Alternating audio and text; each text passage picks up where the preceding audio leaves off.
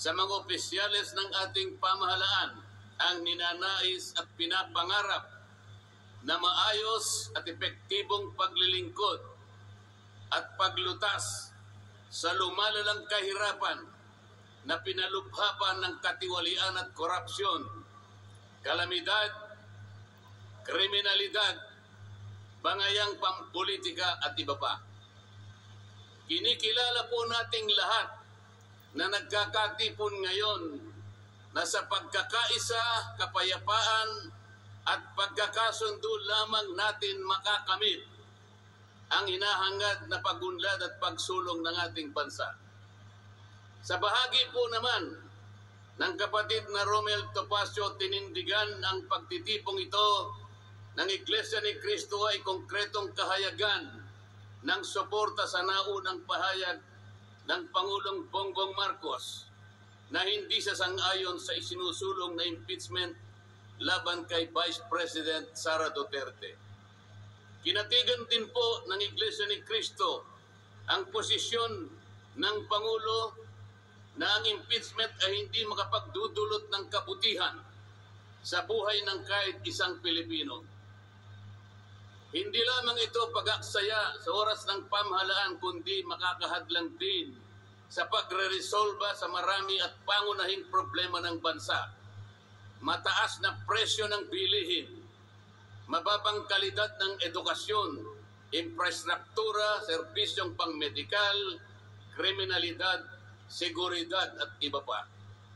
Higit sa lahat, ang pagsusulong ng impeachment ay mauuwi lamang sa pagtatalo-talo at papagkakampi-kampi, hindi lamang ng mga mamamayan, kundi pati na rin ng mga opisyalis ng gobyerno.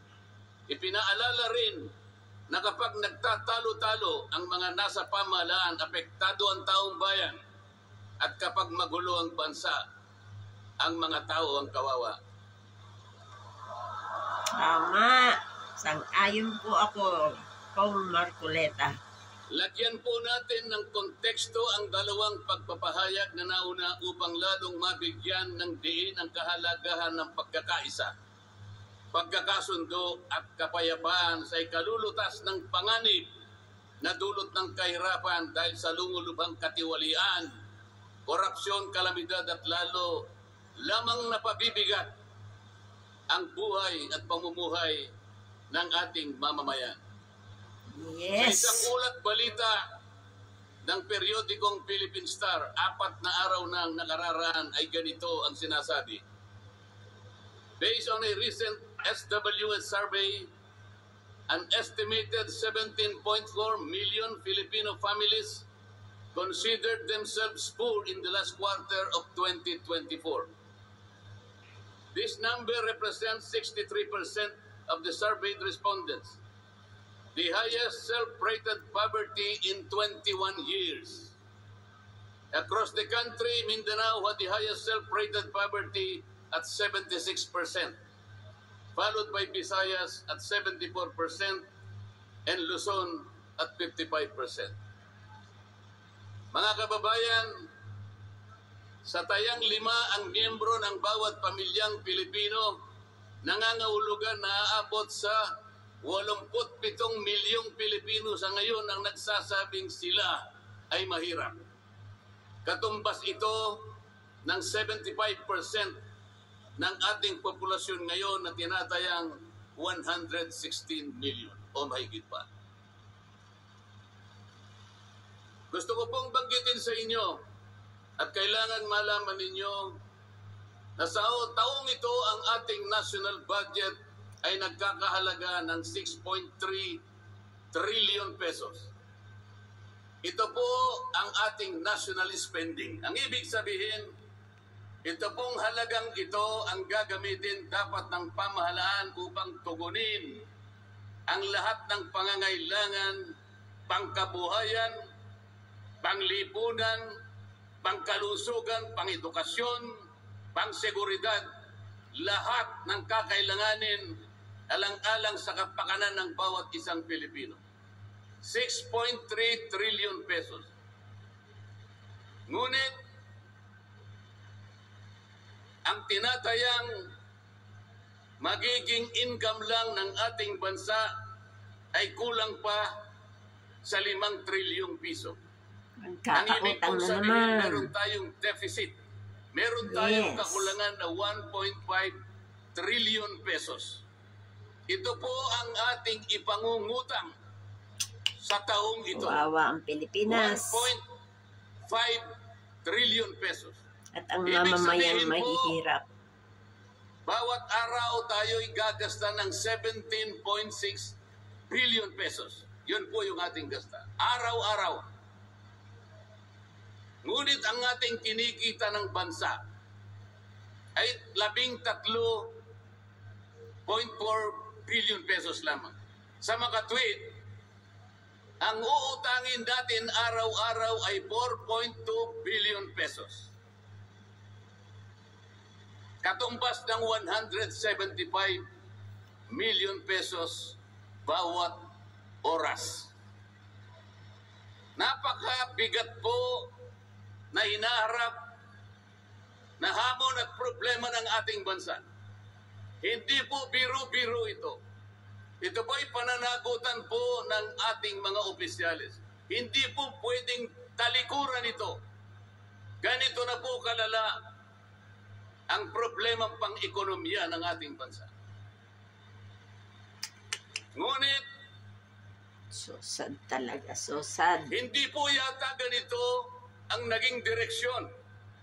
Sapagkat sa halip na po, unahin ang mga binanggit nating malalaking problema na kinakaharap ng ating bansa. Ang inuna po ay mga bagay na mauuwi lamang sa pagkakampi-kampi at pagkakabahagi ng ating bansa. Bakit po? Nagtatagpo ng Quadcom. Ang buong akala ko po sa pagtatatag ng Quadcom, ito po ay 4 na komite sa House of Representatives. Kinonsolidate, ginawang isang makapangyarihang komite na ang buong akala ko, ito ang gagamitin para tutukan ang namumuong problemang lumulubha pa na hinaharap ng ating bansa. Napakataas po ng bilihin, lalo na po yung pagkain ngayon. Nagtanong-tanong po ako, ang isang pirasong kamatis last week is 20 pesos. Tama po ba yun? Mali. Ngayon po, nagsabi sa akin 30 pesos isang kamatis. Wow, grabe na talaga. Ang isang kilong kamatis, 400 pesos. Tama po ba yun? Hindi. Ang isang piraso ng siling pangsigang ay 10 piso. Yun po yung sinabi sa akin. Totoo po yan kung Tama po Marcoleta. yun. Yung po ang 600 totoong pesos per nangyari. kilo. Yun po ang bell pepper. Dalawang kulay po yata yung bell pepper. Isang verde, isang pula. 45 pesos ang isang piraso. 1,000 pesos ang isang kilo. Bakit hindi po ito yung unang harapin natin? Napakalala po ng presyo ng kuryente sa ating bansa. Yes, kung totoo, tama yan. Meron po akong isinulong na 10 panukalang batas na ang tanging layunin ay ibaba ang kuryente sa bansang ito. Ikinalulungkot ko pong ibahagi sa inyo na kahit isa'y wala man lamang pong nadinig. Ay, Lord, help us.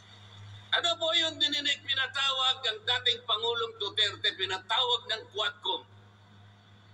At ang ginamit na pamamaraan ay yung isinasaad sa saligang batas. Inquiry in aid of legislation.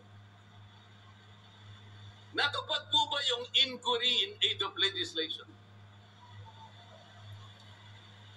Paano po in aid of legislation kung ang tatawagan nilang resource persons para humarap sa paglilitis na yon ay puro kalaban ng dating Pangulo? Alam po ninyo lahat yun. Yes. Pinagtatanong Nood nila kami. yung Pangulo, base doon sa mga sinumpaang salaysay at affidavit nung kanyang mga inusig nung kanyang panahon sa war on drugs. Hindi naman ipinatawag ang mga taong maaring makapagbigay sa kanya ng tulong upang ipaliwanag ang war on drugs. Hindi ipinatawag ang mga Solicitor General sa kanyang panahon. Hindi ipinatawag ang mga Chief PNP upang magpaliwanag kung ano ang war on drugs. Puro kalaban ng dating Pangulo. Yung mga abogadong kasama niya para magtanggol sa kanya, hindi pwedeng magsalita. Sapagkat ang tuntunin sa mga komite, ikaw ay papayagan lamang para payuhan mo ang kliyente mo sa kanyang karapatan. Ngunit paano mangyayari na ang kliyente nila ay papayuhan sa kanyang karapatan kung bubulungan lang siya, ay makikita siya ng isang chairman doon. Attorney, huwag mong bubulungan yan. Iko-contempt kita. Honestly, yan ang Nasaan katotohanan na po yung nangyari. sinabi sa saligang batas na lahat ng inuusig ay meron siyang karapatan sa abogado. The right to counsel. Wala na po. The right to confront your accusers. Wala po mga accuser doon. Ang ginagamit ko ay mga sinumpang salaysay, hindi man lang in-authenticate, ipinalagay na totoo lahat ang nakasaad ng mga aligasyon. Anong gagawin ng isang tao sa harap ng ganito na walang rule of law at walang due process? Ito po ang pinag-umpisahan ng kaguluhan at pagkakahatihan.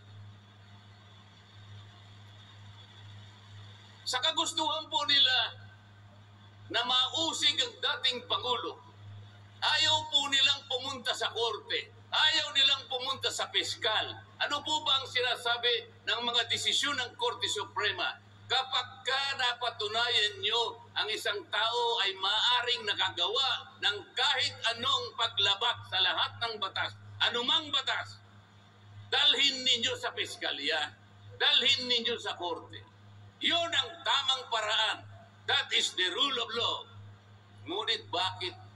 Bakit kayong Quadcom ang gumagawa nito? Ang Quadcom ay hindi piskal. Ang Quadcom ay hindi korte. Yes. Tama. Nagkukunwa lang na korte. Yung mga chairman ng 4 na komite doon, wala ni isang abogado. Pero naalala ko yung isa doon, kamukha ni Attorney Agaton.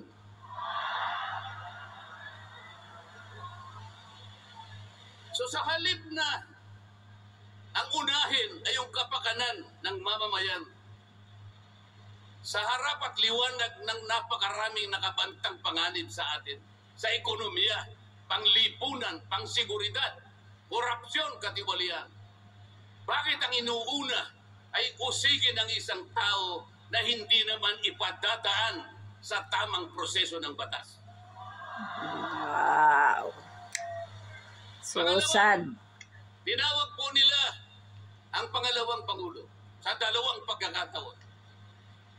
Una po, nang magpipresent siya ng budget.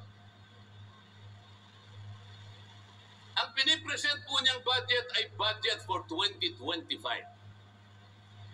Akalain po ninyo ang gusto nilang tanungin ay yung pagkakagasta ng kanyang budget noong 2022 and 2023. Saan ka naman nakakita ng ganong klaseng direksyon? 2025 ang dapat pag-usapan, ang kanilang pilit na itinatanong ay paggamit o paggasta niya noong 2022 at 2023. Ang sabi po ng Vice President, siguro nainis na rin, I forgo my opportunity to defend this 2025 budget and I leave it to the discretion of the House of Representatives as presented. So, ayaw pa nilang tanggapin. Ang ibig sabihin, ayaw ko nang idepensa sa inyo. Bahala na kayo. sa akin, bahala na kayo. Ano pong ginawa nila? Hindi. Kinakailangan masagutin mo lahat ito. Walang exempted dito. Kahit anong ayon siya, kailangan namin tama po yung lahat po ng paggasta ng pera ng bayan ay kailangan pong suriin. Totoo po yun. Ngunit meron pong pagkakataon at panahon sa paggawa nito. Hindi po sa panahon ng pipresenta ng budget. So ang ginawa po nila, tinawag uli ang pangalawang Pangulo sa isang pagdinig sa isang komite na kung tawagin ay Committee on Good Government. Alam po ninyo yung pagsisimula nila para magkaroon ng katwiran na masapi na ang Vice President. Kinasangkapan nila yung isa sa amin, isang representative sa Maynila, tumindig at nag-privilege speech. Yung subject matter po ng kanyang privilege speech ay kaugnay po ng budget na pinagtatalunan na po sa plenaryo at sa committee. Sa tuntunin po ng House of Representatives, no one should avail of the privilege hour if the subject matter is related to a pending bill. Nandun na po yung bill sa baba, pinagsalita pa po nun yung isa. Nung banggitin ko po ito, nire-raise ko po, sabi ko, wala pong katwiran ito. Kailangan po tindigan ninyo, sundin ninyo ang ating tuntunin. Kapag hindi tayo sumunod sa ating tuntunin, sinong maniniwala sa atin na tayo may karapatang gumawa ng batas para sa ikabubuti ng ating bansa?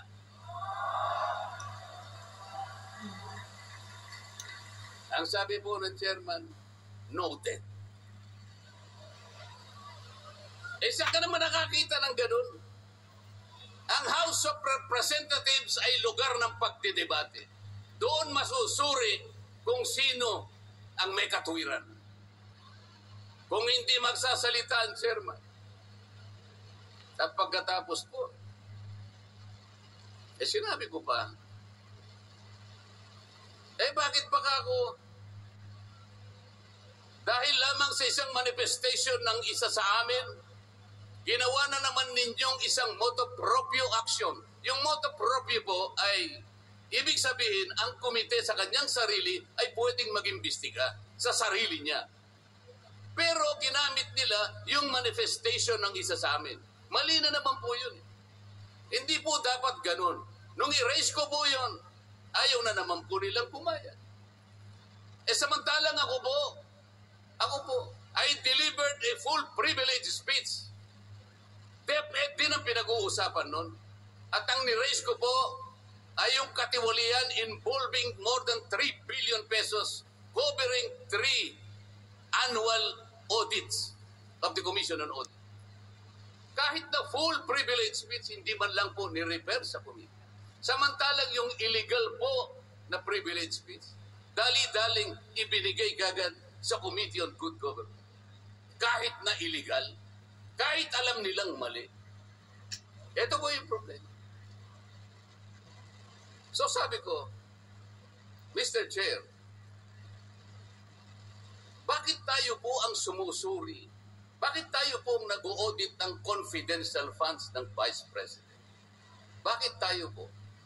Hindi po ba ang minanduhan ng ating saligang batas na tanging may otoridad at kapangyarihang mag-audit at mag-examine ng lahat ng report at papeles ng pagkakagasta ng ating bansa ay ang Commission on Audit? Ni-raise ko na naman po yun. Ayaw pong sumagot ng chairman. Ang pinasasagot po sa akin ay yung hindi abogado. Sabi ko, Mr. Chair, nilapitan ko po sila. Mr. Chair, huwag naman pong ganito. Ilagay naman po natin sa konteksto at sa regulasyon ng ating ginagawa.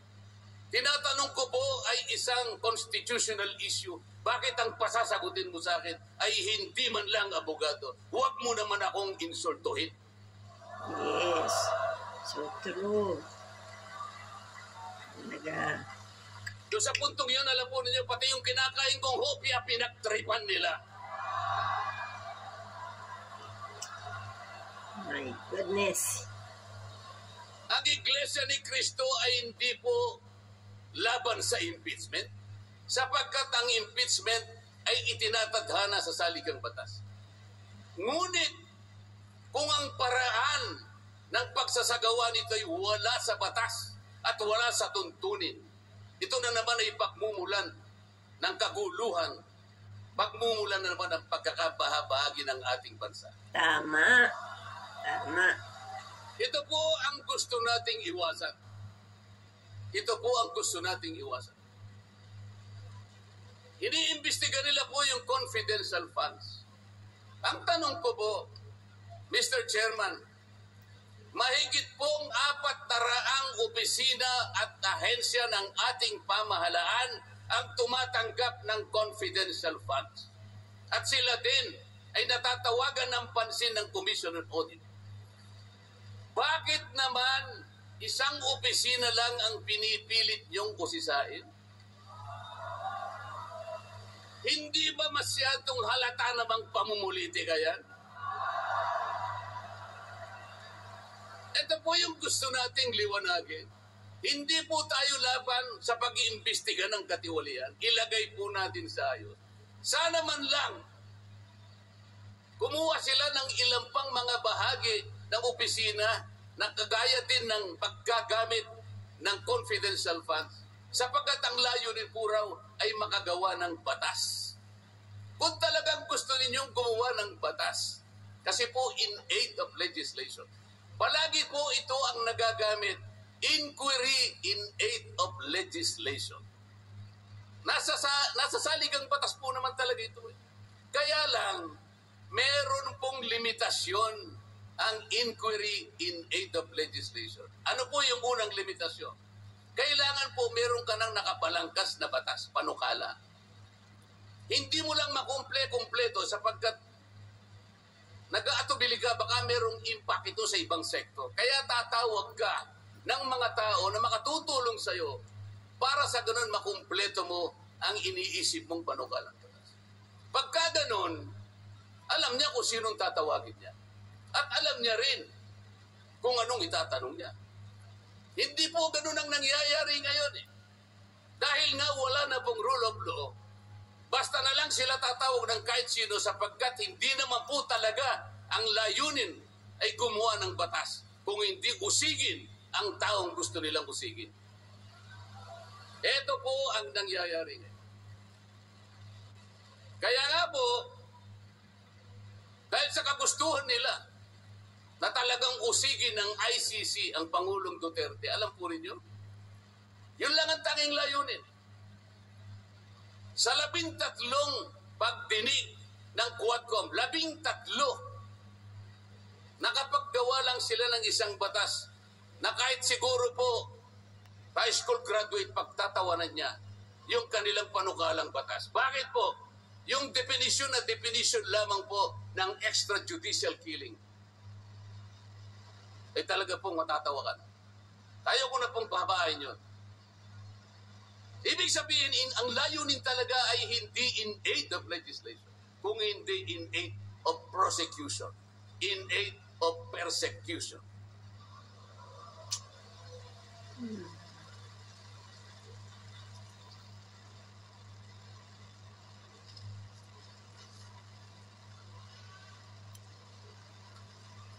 Kanina po, mga kababayan, napanood po ninyo ang video na kung saan ay nagpahayag ng di pagsang-ayon si Pangulong Marcos sa namumuong impeachment laban sa pangalawang Pangulo. Ulitin ko lamang po yun. Sabi niya, tumutukoy po dun sa pagsasagawa ng impeachment.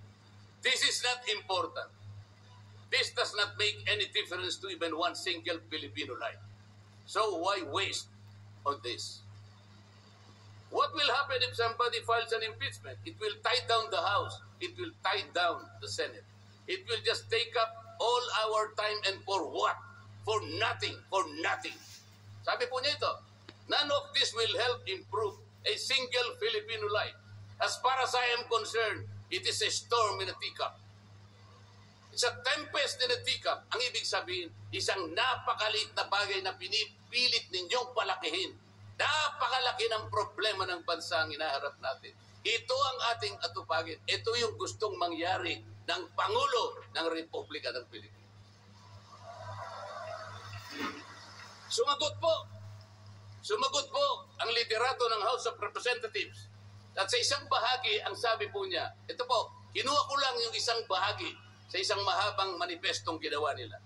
Sabi po ng House of Representatives, bilang tugon doon sa sinabi ng ating Pangulo, sabi po niya, together, let us rally behind our President to protect and preserve the gains of democracy as we build a stronger, more united, and more prosperous republic. Pero nasaan po kaya? Nandito po kaya lahat yung mga sumama sa manifestong ito na sumusuporta na mag-rally tayo sa likod ng Pangulo? Tayo'y magkaisa upang panindigan yung nauna niyang pahayag na ang gusto nating unahin na pagkaisahan ay yung pagtugon, pag-address sa mga problema ng bansa. Nasaan kaya sila? Nandun kaya sila sa likod ng Pangulo o tayo lang lahat?